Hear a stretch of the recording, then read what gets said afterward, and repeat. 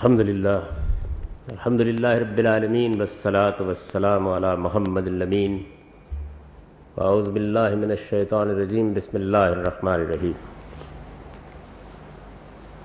خواتین و حضرات، سورہ فاتحہ کے بعد قرآن مجید کی دوسری سورہ سورہ بقرہ ہے۔ یہ سورہ اور اس کے بعد آل عمران، یہ دونوں قرآن مجید کے مضمون کے لحاظ سے توام صورتیں ہیں، ان کی نوعیت ایک پیر کی ہے۔ پہلی سورہ میں یہود اور دوسری میں یہود کے ساتھ بالخصوص نصارہ پر اتمام حجت کیا گیا ہے۔ ان دونوں صورتوں میں اگرچہ خطاب ضمناً نبی صلی اللہ علیہ وسلم سے بھی ہوا ہے اور مدینہ کے مشرکین سے بھی ہوا ہے، لیکن اصلاً اگر دونوں صورتوں کے مضامین پر نگاہ ڈالی جائے تو یہ معلوم ہوتا ہے کہ مخاطب سیدنا ابراہیم علیہ السلام کی ذریت ہے، جسے اللہ تعالیٰ نے عالمی سطح پر اتمام حجت کے لیے بالکل اسی طرح منتخب کیا جس طرح وہ نبیوں اور رسولوں کو منتخب کرتا رہا ہے۔ ان دونوں صورتوں کے مضمون ہی سے یہ بات بھی واضح ہو جاتی ہے کہ یہ مدینہ میں اس وقت نازل ہوئی ہیں جب مسلمانوں کی ایک باقاعدہ ریاست وہاں قائم ہو چکی تھی، اور نبی صلی اللہ علیہ وسلم اپنی پیغمبرانہ حیثیت میں بنی اسرائیل پر اتمام حجت بھی کر رہے تھے، اور جو لوگ مسلمان ہو گئے تھے ان کا تزکیہ اور ان کی تطہیر بھی کر رہے تھے۔ پہلی سورہ جو اس وقت زیر درس ہے، اس کا موضوع یہود پر اتمام حجت، ان کی جگہ ذریت ابراہیم ہی کی ایک دوسری شاخ بنی اسماعیل میں سے ایک نئی امت کی تاسیس اور پھر اس کے فرائض کا بیان ہے۔ یعنی پہلے بنی اسرائیل کو مخاطب کیا گیا ہے، اور سورہ کا ایک بڑا حصہ اسی خطاب پر مشتمل ہے۔ اس میں بڑی تفصیل کے ساتھ اللہ تعالیٰ نے اپنی حجت ان پر تمام کی ہے، ان کی فرد قرارداد جرم ان کے سامنے واضح کی ہے، جس ذمہ داری پر ان کو فائز کیا گیا تھا اس کے لحاظ سے ان کی کوتاہیوں پر انہیں توجہ دلائی ہے، اور انہیں دعوت دی ہے کہ وہ اب بھی اگر اپنے آپ کو اللہ کے غضب سے محفوظ کرنا چاہتے ہیں تو حقائق کا اعتراف کریں، اپنی غلطیوں کی اصلاح کریں، اپنی کوتاہیوں کا ازالہ کریں، اور اس پیغمبر کی دعوت کو اپنے لیے رحمت سمجھ کر قبول کر لیں۔ اس کے بعد پھر ایک طرح کا گریز ہوا ہے، اور خطاب کا رخ آہستہ آہستہ بنی اسماعیل میں سے جو ایک نئی امت وجود پذیر ہو رہی ہے اس کی طرف مڑ گیا ہے، اور سورہ کے آخر تک پھر اسے اس کے فرائض بتائے گئے ہیں۔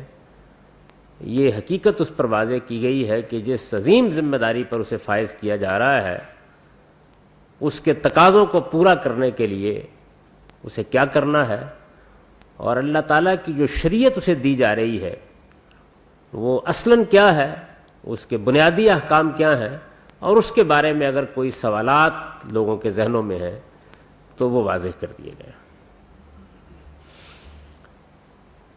سورہ کی ابتدا ہوتی ہے الف لام میم ذالک الکتاب لا ریب فیہ ھدی للمتقین۔ یہ سورہ بھی قرآن مجید کی تمام سورتوں کی طرح بسم اللہ الرحمن الرحیم سے شروع ہوتی ہے۔ سورہ فاتحہ کے درس میں یہ عرض کر چکا ہوں کہ یہ ٹھیک اس پیشین گوئی کا ظہور ہے جو تورات کی کتاب استثناء میں رسول اللہ صلی اللہ علیہ وسلم کے بارے میں کی گئی تھی کہ وہ میرا نام لے کر میرا کلام پیش کرے گا۔ تو یہ بسم اللہ الرحمن الرحیم کا کلمہ در حقیقت اس سند اور اس اتھارٹی کو واضح کرتا ہے جس کے تحت نبی صلی اللہ علیہ وسلم نے یہ قرآن لوگوں کے سامنے پیش کیا ہے۔ چنانچہ اس کی تعریف بھی میں بیان کر چکا ہوں کہ میرے نزدیک یہ ہے کہ اقرأہ بسم اللہ الرحمن الرحیم، اس کتاب کو آپ اللہ رحمان و رحیم کے نام سے پڑھ کر سنائیے لوگوں کو۔ الف لام میم یہ حروف مقطعات میں سے ہے۔ قرآن مجید کی بہت سی صورتیں ہیں جو اسی طرح کے حروف سے شروع ہوتی ہیں۔ ان کے بارے میں لوگ بہت سی آراء قائم کرتے رہے ہیں. اگر کوئی بات رسول اللہ صلی اللہ علیہ وسلم سے یا جلیل القدر صحابہ سے روایت ہوئی ہوتی تو پھر یہ بحث و نظر کا موضوع نہ بنتی، لیکن چونکہ ایسا نہیں ہوا تو اس وجہ سے اہل علم اس پر ہمیشہ غور کرتے رہے. ایک بات بالکل بدیہی ہے اور اس کے بارے میں کوئی دو رائے نہیں ہو سکتی کہ یہ سورتوں کے نام ہیں. یعنی اس جملے کی تعلیف اصل میں یہ ہے کہ ھذہ الف لام میم، یہ سورہ الف لام میم ہے. سورہ بقرہ، سورہ آل عمران یہ اللہ تعالیٰ کے رکھے ہوئے نام نہیں ہیں. یہ نام تو صحابہ کرام نے بعد میں ان صورتوں کو دیے اور آہستہ آہستہ لوگوں میں رائج ہو گئے، اور اب اتنے رائج ہو گئے ہیں کہ جو نام خود اللہ تعالیٰ نے صورتوں کے رکھے ہیں وہ لوگوں کے لیے کم و بیش اجنبی ہو چکے ہوئے ہیں. تو الف لام میم سورہ کا نام ہے. ناموں کے بارے میں ویسے تو یہ زیادہ بحث کرنے کی ضرورت نہیں ہوتی کہ ان کا مدعا کیا ہے. ہم زمین کو زمین کہتے ہیں، آسمان کو آسمان کہتے ہیں. ان کا مصداق متعین ہو تو ان کے معنی زیادہ اہمیت نہیں رکھتے. تاہم چونکہ اللہ تعالیٰ نے یہ نام رکھے ہیں تو اس وجہ سے یہ بحث و نظر اور غور و خوض کا موضوع بن گئے. اس میں سب سے زیادہ جو قرین قیاس نظریہ اب تک سامنے آیا ہے وہ بر صغیر ہند و پاک کے ایک جلیل القدر عالم امام حمید الدین فراہی کا نقطہ نظر ہے.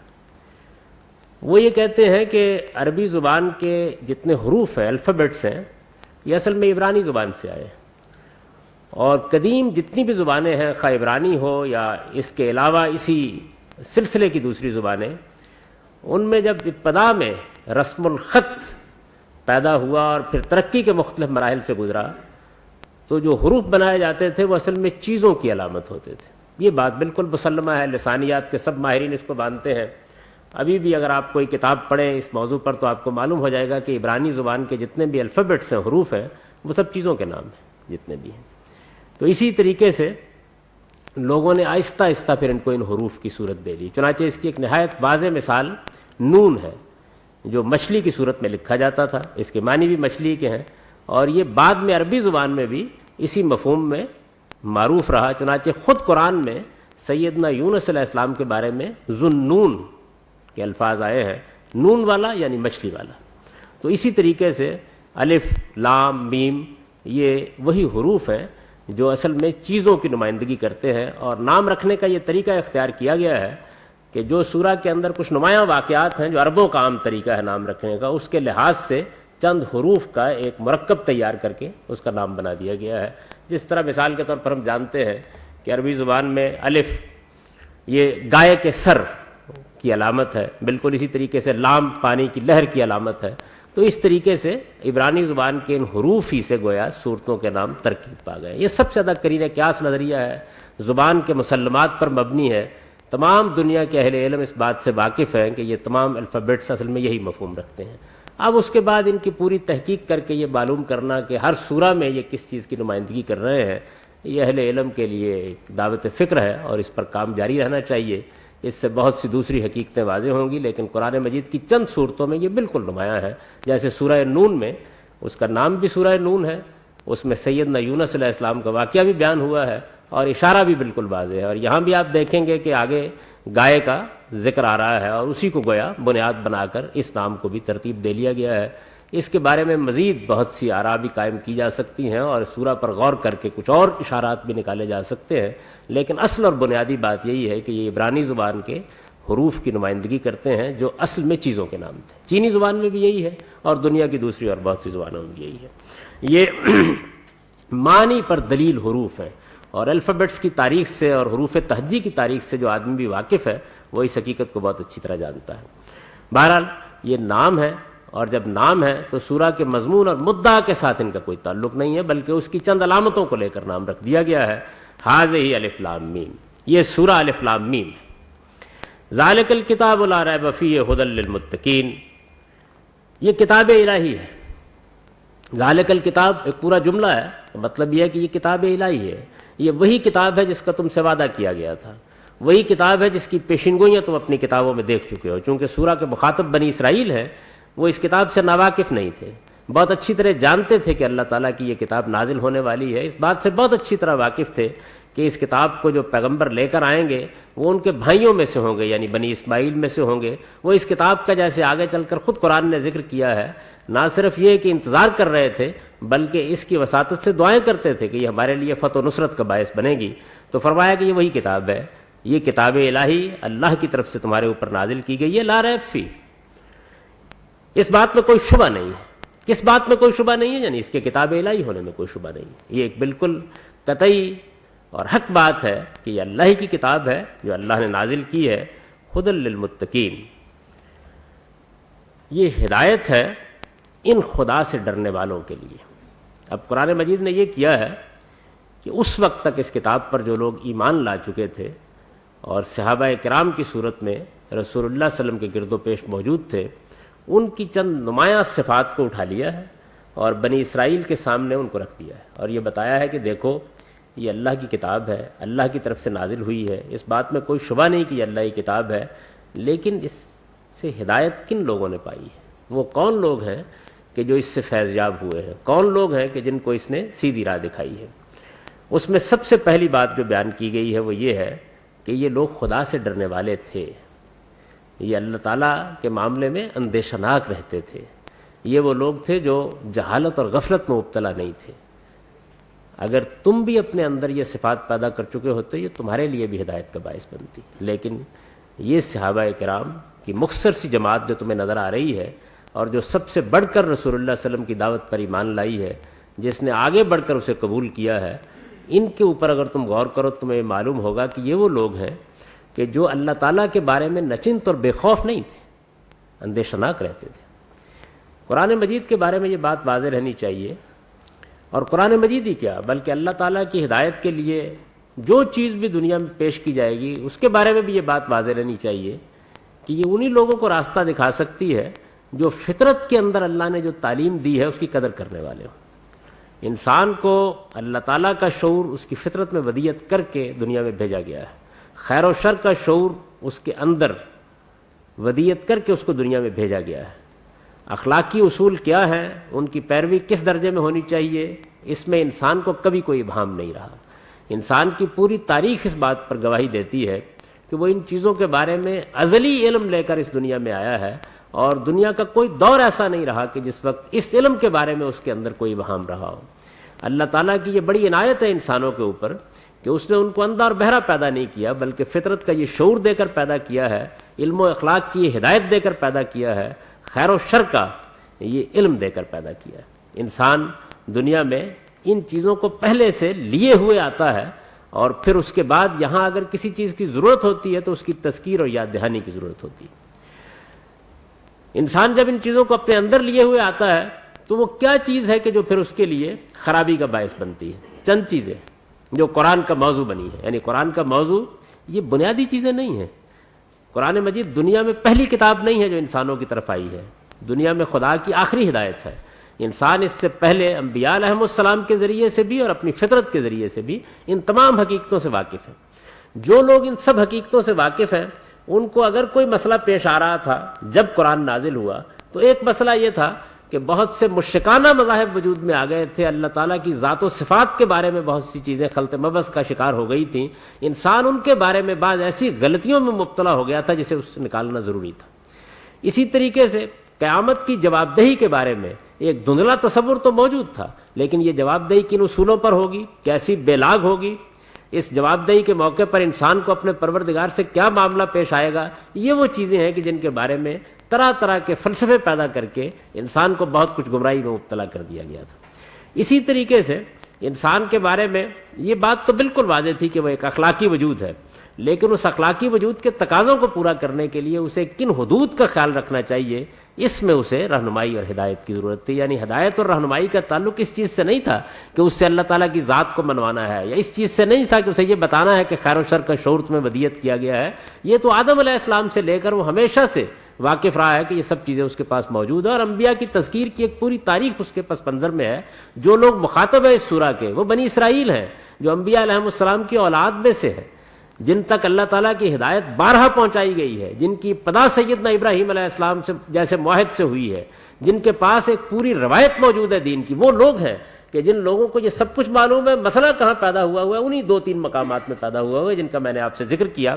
اس وجہ سے یہ فرمایا کہ اس کتاب سے اگر تم کو ہدایت نہیں مل رہی، یعنی بنی اسرائیل کو ہدایت نہیں مل رہی، اس کے باوجود کہ تم اللہ کو ماننے والے ہو، کتابوں کو ماننے والے ہو، پیغمبروں کو ماننے والے ہو، تو اس کی وجہ اس کے سوا کچھ نہیں ہے کہ اللہ تعالیٰ کے معاملے میں یا تو تم اس جہالت میں مبتلا ہو گئے ہو کہ اس سے اندیشہ ناک نہیں رہے، اور یا اس غفلت میں مبتلا ہو رہے ہو کہ تمہیں خدا کا خوف نہیں رہا. اور اگر آپ دیکھیں تو انبیاء علیہم السلام کی جتنی بھی امتیں ہیں، حتیٰ کہ اس وقت جو ہماری امت مسلمہ ہے، اس کا بھی اگر آپ جائزہ لیں تو آپ کو یہ معلوم ہوگا کہ اصل مسئلہ یہی ہے، یعنی انسان خدا سے بے خوف ہو گیا ہوتا ہے. یہ ظلم کیوں وجود میں آتا ہے، عدوان کیوں وجود میں آتا ہے، زیادتی کب ہوتی ہے، لوگوں کے حق کب مارے جاتے ہیں، ان کے ساتھ آپ ستم کب روا رکھتے ہیں؟ اسی وقت روا رکھتے ہیں نا جب خدا کا خوف باقی نہیں رہتا. تو اگر انسان کو خدا کا خوف ہو اور جو اس کی فطرت کا تقاضا ہے اس کے لحاظ سے وہ اپنے رب کے بارے میں اندیشہ ناک ہو، تو پھر اس سے اگر کوئی غلطی علم میں ہو رہی ہے تب بھی اس کی اصلاح ہو سکتی ہے، عمل میں ہو رہی ہے تب بھی اس کی اصلاح ہو سکتی ہے. لیکن اگر وہ اللہ تعالیٰ کے معاملے میں اندیشہ ناک نہیں رہا، اس نے دنیا کی زندگی کو اصل چیز سمجھ لیا ہے، وہ یہ خیال کرتا ہے کہ مجھے اپنے کسی پروردگار کے سامنے جا کر کھڑا نہیں ہونا ہے، تو پھر کوئی پیغمبر بھی اس کو ہدایت نہیں دے سکتا. یعنی اس بنیادی ہدایت کی اس کو قدر کرنی چاہیے جو اللہ نے اس کی فطرت میں ودیت کی ہے، تب انبیاء کی ہدایت اس کے لیے مؤثر ہوتی ہے.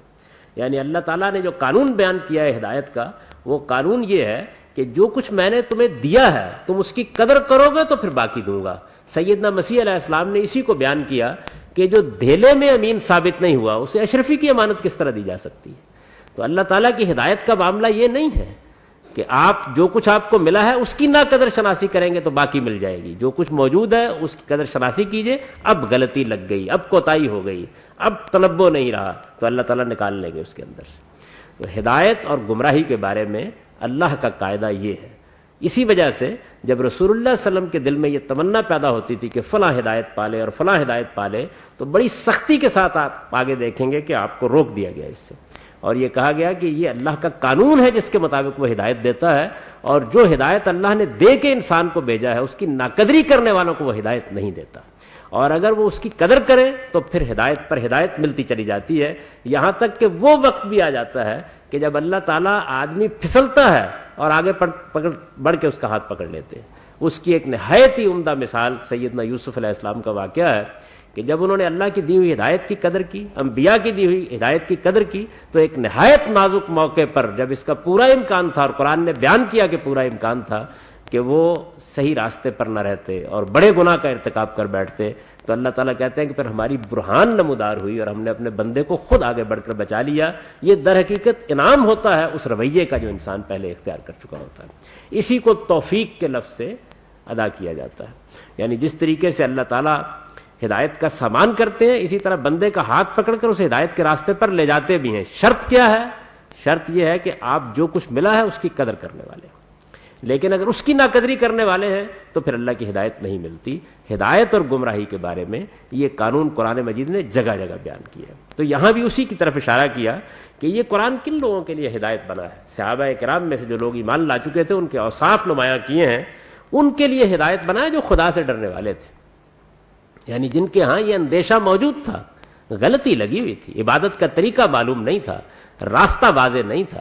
اگر کسی گمراہی میں مبتلا تھے تو محض اپنے علم کی کمی کی وجہ سے یا تذکیر کی کمی کی وجہ سے مبتلا تھے. اللہ تعالیٰ کے بارے میں نچن تو بے خوف نہیں تھے، اندیشہ ناک رہتے تھے. اسی طرح کے صالحین تھے. یعنی میں صالحین کا لفظ در حقیقت یہاں ان کی فطرت کے لحاظ سے بول رہا ہوں جن کو اس قرآن نے ہدایت دی. تو فرمایا کہ اس کا نتیجہ کیا نکلا ہے، یہ دیکھو کہ یہ خدا سے ڈرنے والے تھے. قرآن آیا، قرآن نے آ کے اپنی بات پیش کی. یہ خدا سے ڈرنے والے تھے تو اس طرح خدا کی بات کی طرف متوجہ ہو گئے. خدا کے معاملے میں اندیشہ ناک تھے تو جب خدا کا کلام آیا تو اس کو سننے کے لیے تیار ہو گئے. اور پھر اب دیکھو پھر کیا ہوا. یہ جو بن دیکھے مان رہے ہیں، یعنی ان لوگوں کو دیکھو یہ بن دیکھے مان رہے ہیں. یہ اب تعریض کی ہے بڑی خوبصورتی کے ساتھ یہود کے پورے رویے پر. یعنی انبیاء کی امت ہے، ابراہیم علیہ السلام کی اولاد ہے، غیر معمولی معجزات ان کے سامنے صادر ہوئے ہیں. انبیاء علیہ السلام کا ایک پورا سلسلہ ان کے اندر موجود رہا ہے. سیدنا موسیٰ علیہ السلام نے ان کو فرعون کی غلامی سے نجات دلائی ہے، وہاں سے نکال کر لائے ہیں اور غیر معمولی حالات میں نکال کر لائے ہیں. لیکن اس سب کچھ کے باوجود جب دامن طور میں ان کو تورات دی گئی تو ان کے لوگوں نے ان سے مطالبہ کیا کہ ہم اس وقت مانیں گے ارنا اللہ جہرا، آپ ہمیں اللہ تعالیٰ کو آنکھوں سے دکھائیے۔ اب اللہ تعالیٰ نے دنیا میں جس امتحان میں انسان کو ڈالا ہے وہ یہ ہے کہ آنکھوں سے دیکھنے کا مطالبہ نہیں کیا جائے گا، عقل سے سمجھنے کا مطالبہ کیا جائے گا۔ تو ارشاد فرمایا کہ یہ جو بن دیکھے مان رہے ہیں، یعنی اس بات پر اصرار نہیں کرتے کہ ہمیں دکھاؤ۔ ایمان بالغیب کا مطلب یہ نہیں ہے جو عام طور پر لوگ سمجھتے ہیں کہ ایک ایسی بات کو ماننا ہے کہ جس کو اللہ تعالیٰ نے غیب میں رکھا ہوا ہے، بلکہ اس کا مطلب یہ ہے کہ اس بات پر اصرار کیے بغیر ماننا ہے کہ ہم آنکھوں سے دیکھیں گے تب مانیں گے۔ یعنی انسان کو جس امتحان میں ڈالا گیا ہے وہ امتحان کیا ہے؟ وہ امتحان علم کا بھی امتحان ہے اور وہ امتحان عمل کا بھی امتحان ہے۔ یعنی انسان اس دنیا کے اندر جو حقائق اللہ تعالیٰ نے گرد و پیش میں بکھیر رکھے ہیں ان کو اپنی عقل سے مانے، اور یہ حقیقت ہے کہ انسان کا اصلی شرف یہ ہے۔ آنکھوں سے دیکھ کر تو جانور بھی مانتے ہیں، انسان کا اصلی شرف یہ ہے، اس کے سارے علم کا راز یہی ہے۔ اس دنیا میں اس وقت بھی انسان کے سامنے اگر آپ سماجی سائنس کا مطالعہ کریں، آپ نیچرل سائنسز کا مطالعہ کریں، اگر فلسفے کا مطالعہ کریں، اگر تاریخ کا مطالعہ کریں، تو یہ معلوم ہوگا کہ انسان کو جتنا علم حاصل ہوا ہے، جس کے نتیجے میں وہ عظیم تہذیب پیدا کرنے میں کامیاب ہو گیا ہے، اور جس کے نتیجے میں ایک غیر معمولی تمدن کو وجود پذیر کرنے میں کامیاب ہوا ہے، وہ کس وجہ سے ہے؟ وہ یہ ہے کہ وہ چیزوں کو عقل سے سمجھتا اور مانتا ہے۔ اگر انسان اس بات پر آج اصرار کرنے لگ جائے کہ وہ صرف انہی چیزوں کو قبول کرے گا جن کو وہ آنکھوں سے دیکھ لے گا، تو وہ اپنے علم کا دائرہ محدود کر لے گا اور جانور کی سطح پر آ جائے گا۔ تو قرآن مجید نے یہ بیان کیا کہ یہ وہ لوگ ہیں کہ جو بن دیکھے مان رہے ہیں، یعنی اپنی عقل سے چیزوں کو سمجھنے کے بعد یہ اصرار نہیں کرتے کہ ہمیں خدا کو دکھائیے تب ہم اسے قبول کریں گے۔ یہ اصرار جہالت ہے، یہ انسانیت کے شرف کی توہین ہے، یہ اصل امتحان کو نہ سمجھنا ہے۔ جو آدمی آدمیت کا شعور رکھتا ہے وہ یہ مطالبہ تو کرے گا کہ مجھے یہ سمجھاؤ کہ بات کیا ہے، اور میری عقل کو مطمئن کرو کہ بات کیا ہے، اور میرے شعور پر واضح کرو کہ بات کیا ہے۔ یہ مطالبہ کبھی نہیں کرے گا کہ یہ مجھے آنکھوں سے دکھاؤ تب میں اس بات کو مانوں گا۔ تو ارشاد فرمایا کہ جو بن دیکھے مان رہے ہیں اور نماز کا اہتمام کر رہے ہیں، یہ بھی تعریض ہے یہود کے اوپر، اس لیے کہ یہ وہ لوگ تھے کہ جنہوں نے نماز جیسی چیز کو، جو دین کا اصل حکم ہے، پہلا حکم ہے، اولین حکم ہے، دین کو اگر آپ دیکھیں تو دو ہی چیزوں پر کھڑا ہے، ایک بندوں کی خدمت، دوسرے اللہ تعالیٰ کی عبادت۔ تو اللہ کی عبادت کا سب سے بڑا ظہور، اللہ تعالیٰ کے ساتھ ہمارے تعلق کا سب سے بڑا ظہور جس طریقے سے نماز سے ہوتا ہے، اسی طرح بندوں کے ساتھ ہمارے تعلق کا سب سے بڑا ظہور انفاق کی صورت میں ہوتا ہے۔ ان کے لیے اپنا مال خرچ کر کے، ان کی خدمت کر کے ہم اپنے پروردگار کی خوشنودی چاہتے ہیں۔ تو ارشاد فرمایا کہ نماز کا اہتمام کر رہے ہیں۔ یہود کے بارے میں قرآن نے آگے بتایا کہ اضاعوا الصلاۃ، انہوں نے نماز کو ضائع کر دیا، اللہ کے اس بہت بڑے حکم کو ضائع کر دیا۔ نماز کو ضائع کرنے کا مطلب اصل میں یہ ہے کہ انسان متکبر ہو گیا ہے، وہ اپنی حقیقت سے ناواقف ہو گیا ہے، وہ یہ نہیں جانتا کہ وہ ایک بندہ ہے اور بندے کی حیثیت سے پیدا کیا گیا ہے، اور اپنے پروردگار کے حضور میں حاضری سے اجتناب کر رہا ہے، اپنے آپ کو کوئی بڑی چیز سمجھتا ہے، اپنا سر جھکانے کے لیے تیار نہیں ہے، اپنے آپ کو اس کے حضور میں پیش کرنے کے لیے تیار نہیں ہے۔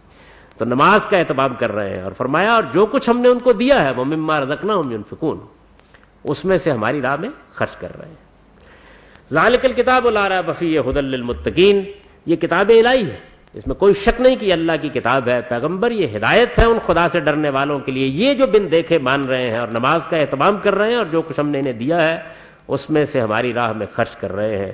والذین یؤمنون بما انزل الیک وما انزل من قبلک وبالآخرۃ ھم یوقنون۔ پھر ایک اور تعریض کی، یعنی یہود سب پیغمبروں کو مانتے تھے، ساری ہدایت پر ایمان رکھتے تھے، ایک کو ماننے کے لیے تیار نہیں ہوئے۔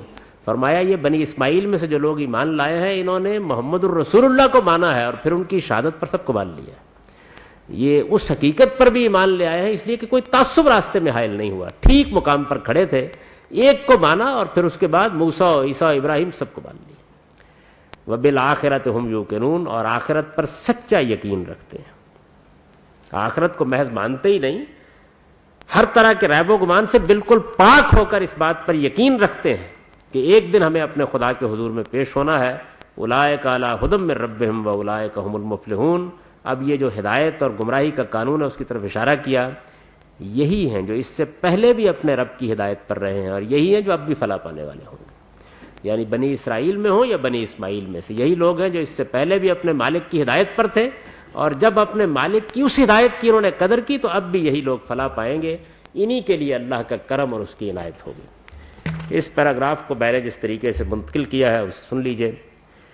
اللہ کے نام سے جو سراسر رحمت ہے، جس کی شفقت ابدی ہے، یہ سورہ الف لام میم ہے، یہ کتاب الہی ہے، اس میں کوئی شک نہیں ہے پیغمبر یہ ہدایت ہے ان خدا سے ڈرنے والوں کے لیے، یہ جو بن دیکھے مان رہے ہیں اور نماز کا اہتمام کر رہے ہیں، اور جو کچھ ہم نے انہیں دیا ہے اس میں سے ہماری راہ میں خرچ کر رہے ہیں، یہ جو اسے بھی مان رہے ہیں جو تم پر نازل کیا گیا، اور اسے بھی جو تم سے پہلے نازل کیا گیا، اور آخرت پر فی الواقع یقین رکھتے ہیں، یہی ہیں جو اس سے پہلے بھی اپنے رب کی ہدایت پر رہے ہیں، اور یہی ہیں جو اب بھی فلاح پانے والے ہوں گے۔ اقول قولی